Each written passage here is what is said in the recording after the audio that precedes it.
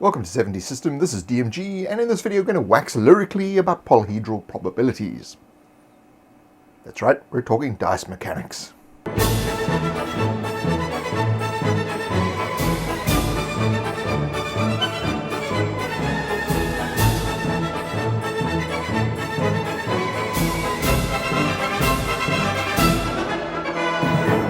So, as with any tabletop role-playing game, 7DSystem has a dice mechanic. Of course, there are other role-playing games that have other forms of mechanics, and we will talk about different dice mechanics and different mechanics within other games in my general discussion series later on. The cornerstone of 7DSystem is its dice mechanic, which I wouldn't say is revolutionary. It's probably more evolutionary than anything else, but it's basically something that you would have seen before in every other game, but it's in a slightly different way. Although it is unique, it borrows from many different systems that have come before it. So it uses the 20-sided D20 dice, the 12-sided dice, the 10-sided dice, the 8-sided dice, the 6-sided dice, the 4-sided dice, and it also uses D2s. Now you don't really have a 2-sided dice, you can use coins. What I prefer to do is use a dice and all the low numbers are a 1 and all the high numbers are a 2. So this dice here has 2 different symbols on it.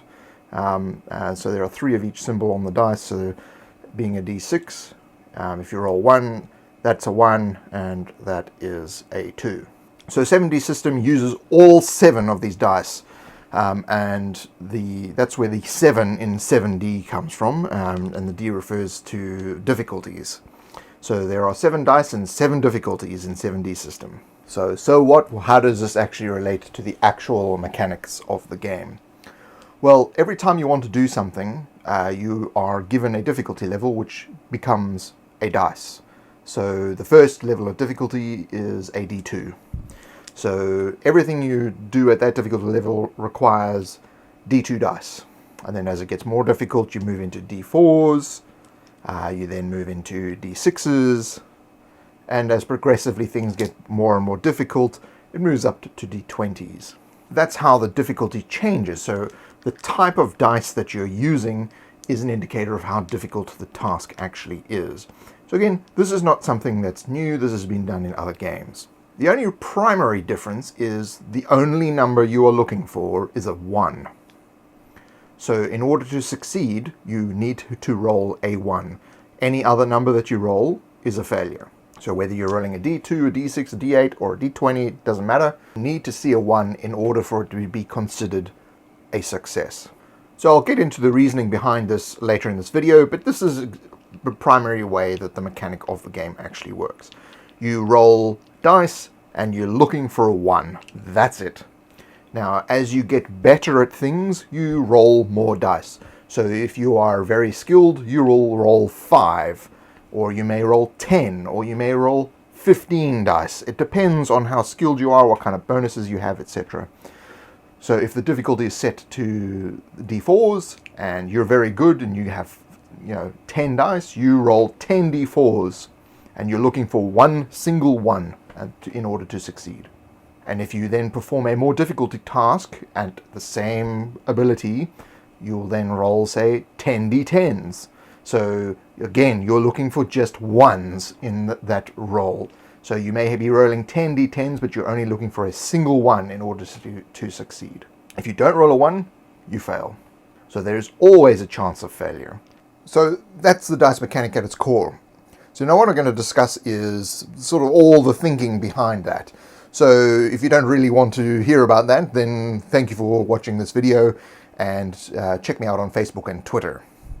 But for the rest of you who are interested in why it has evolved to this point, in any system that's using dice, there are basically 5 things that need to be taken into account when you're developing a mechanic. The first is, how does it handle probability? How do you determine success? How do you represent progression? How do you maintain balance? And how do you keep it simple? So how is it handling probability? Well, each dice already has a fixed probability. So instead of changing that probability by adding or subtracting to that dice, you change the probability by changing the dice. So you need to be able to achieve a result or a success on every single dice. So whether it's a D2 or D20, you still need to be able to succeed at the task or fail. So you need to have a number that is represented on every single dice, and that is a 1 and a 2. So the 1 being a success and a 2 or everything else is a failure. The 2 we'll talk about more when we talk about story value. Of course, they are the only numbers that appear on every single dice, and so it's the easiest to look for a 1 when you roll.